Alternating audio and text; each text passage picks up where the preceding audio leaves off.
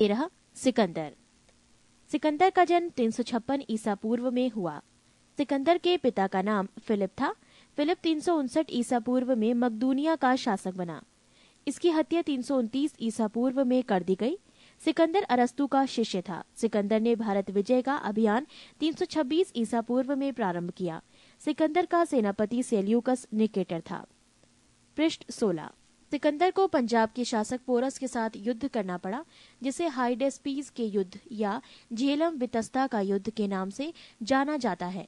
सिकंदर की सेना ने व्यास नदी को पार करने से इनकार कर दिया।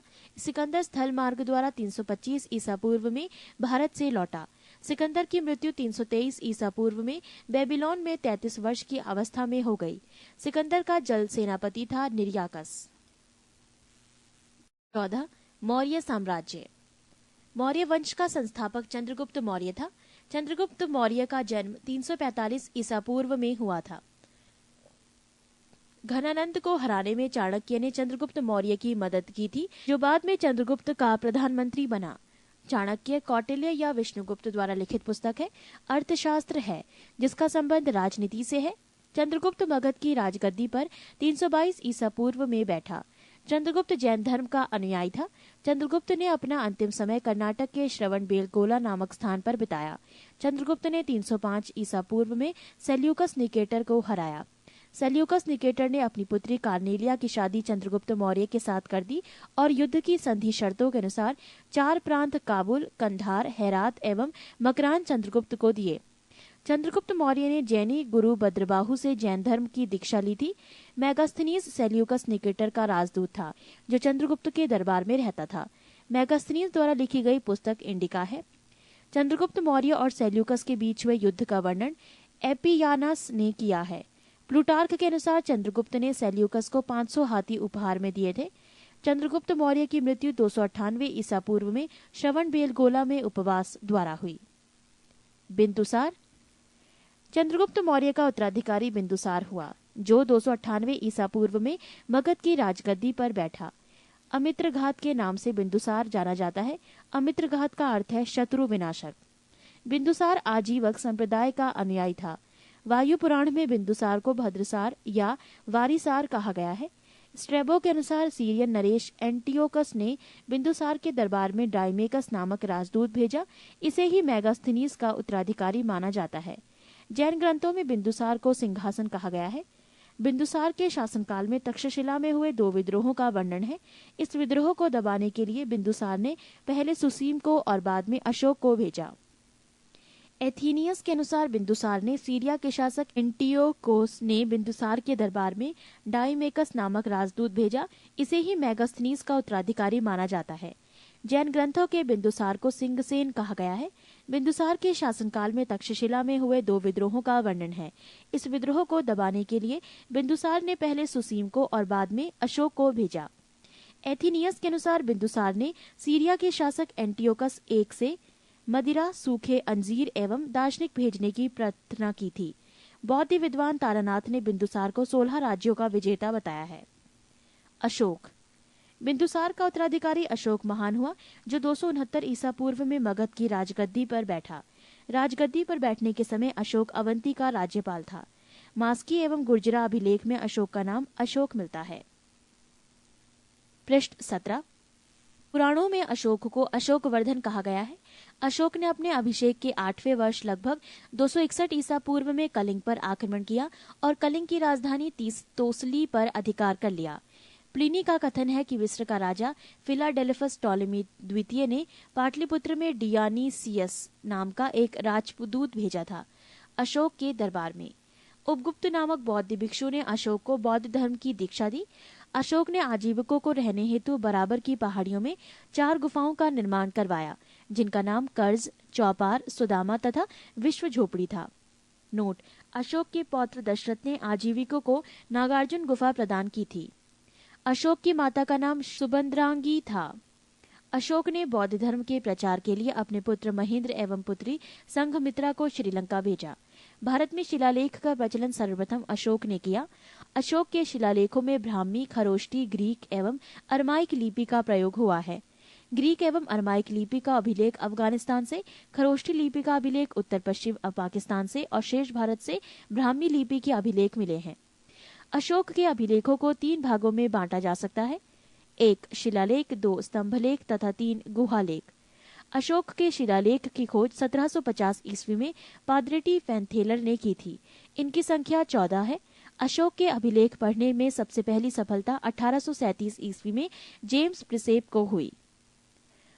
अशोक के प्रमुख शिलालेख एवं उनमें वर्णित विषय: पहला शिलालेख, इसमें पशु बलि की निंदा की गई है। दूसरा शिलालेख, इसमें अशोक ने मनुष्य एवं पशु दोनों की चिकित्सा व्यवस्था का उल्लेख किया है। तीसरा शिलालेख, इसमें राजकीय अधिकारियों को यह आदेश दिया गया है कि वो हर 5वें वर्ष के उपरांत दौरे पर जाएं। इस शिलालेख में कुछ धार्मिक नियमों का भी उल्लेख किया गया है। चौथा शिलालेख, इस अभिलेख में भेरी घोष की जगह धम्म घोष की जगह घोषणा की गई है। पांचवा शिलालेख, इस शिलालेख में धर्म महामात्रों की नियुक्ति के विषय में जानकारी मिलती है। छठा शिलालेख, इसमें आत्म नियंत्रण की शिक्षा दी गई है।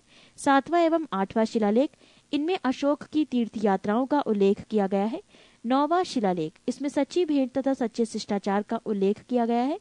10वां शिलालेख, इसमें अशोक ने आदेश दिया है कि राजा तथा उच्च अधिकारी हमेशा प्रजा के हित में सोचें। 11वां शिलालेख, इसमें धम्म की व्याख्या की गई है। 12वां शिलालेख, इसमें स्त्री महामात्रों की नियुक्ति एवं सभी प्रकार के विचारों के सम्मान की बात कही गई है। 13वां शिलालेख, इसमें कलिंग युद्ध का वर्णन एवं अशोक के हृदय परिवर्तन की बात कही गई है।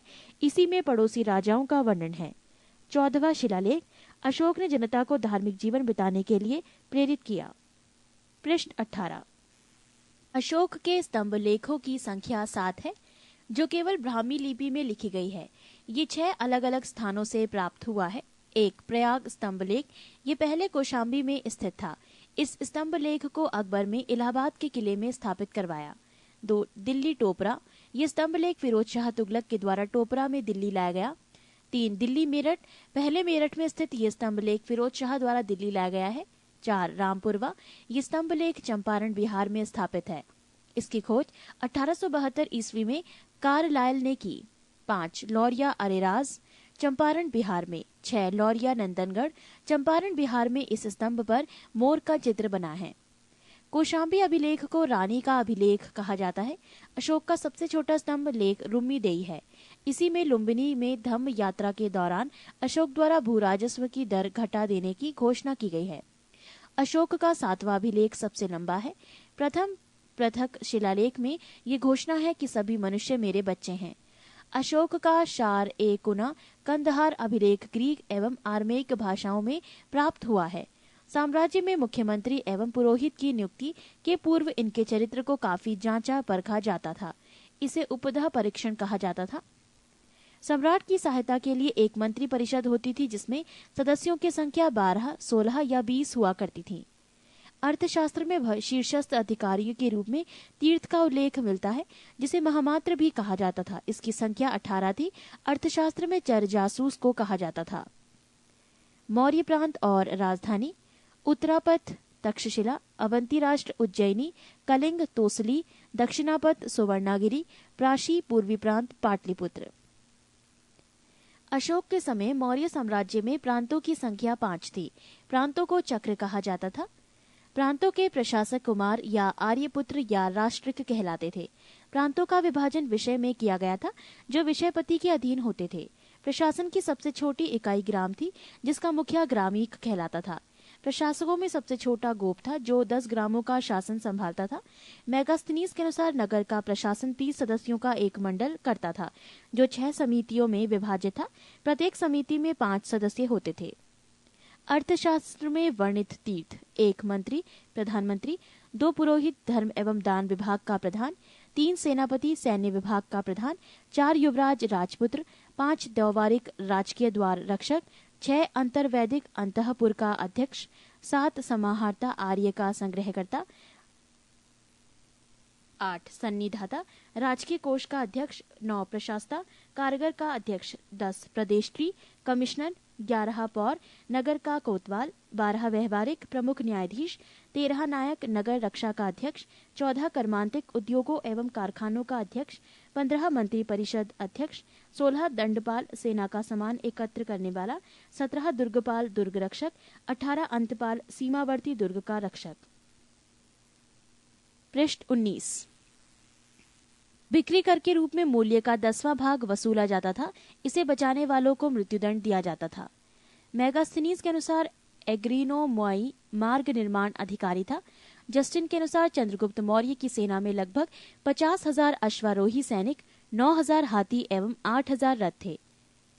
प्लूटार्क या जस्टिन के अनुसार चंद्रगुप्त ने नंदों की पैदल सेना से 3 गुनी अधिक संख्या में अर्थात 60,000 आदमियों को लेकर संपूर्ण उत्तर भारत को रौंद डाला था। प्रशासनिक समिति एवं उसके कार्य। समिति और कार्य। प्रथम समिति कार्य उद्योग एवं शिल्प कार्य का निरीक्षण, द्वितीय समिति विदेशियों की देखरेख, तृतीय समिति जन्म मरण का विवरण रखना, चतुर्थ व्यापार एवं वाणिज्य की देखभाल, पंचम निम्रित वस्तुओं के विक्रय का निरीक्षण, षष्ठ बिक्री कर वसूल करना। युद्ध क्षेत्र में सेना का नेतृत्व करने वाला अधिकारी नायक कहलाता था। सैन्य विभाग का सबसे बड़ा अधिकारी सेनापति होता था। मेगास्थनीज के अनुसार मौर्य सेना का रखरखाव 5 सदस्यीय 6 समितियां करती थीं। मौर्य प्रशासन ने गुप्तचर विभाग महामात्य सर्प नामक अमात्य के अधीन था। अर्थशास्त्र में गुप्तचर को गूढ़ पुरुष कहा गया है तथा एक ही स्थान पर रहकर कार्य करने वाले गुप्तचर को संस्था कहा जाता था। एक स्थान से दूसरे स्थान पर भ्रमण करके कार्य करने वाले गुप्तचर को संचार कहा जाता था। अशोक के समय जनपदीय न्यायालय के न्यायाधीश को राजुक कहा जाता था। सरकारी भूमि को सीता भूमि कहा जाता था। बिना वर्षा के अच्छी खेती होने वाली को अदैव मात्रक कहा जाता था। मेगास्थनीज ने भारतीय समाज को 7 वर्गों में विभाजित किया है। 1 दार्शनिक, 2 किसान, 3 अहीर, 4 कारीगर, 5 सैनिक, 6 निरीक्षक एवं 7 सभासद। स्वतंत्र वैश्यावृत्ति को अपनाने वाली महिला रूपा जीवा कहलाती थी। नंद वंश के विनाश करने में चंद्रगुप्त मौर्य ने कश्मीर के राजा प्रवर्तक से सहायता प्राप्त की थी। मौर्य शासन 137 वर्षों तक रहा। मौर्य वंश का अंतिम शासक बृहद्रथ था। इसकी हत्या इसके सेनापति पुष्यमित्र शुंग ने 185 ईसा पूर्व में कर दी और मगध पर शुंग वंश की नींव डाली।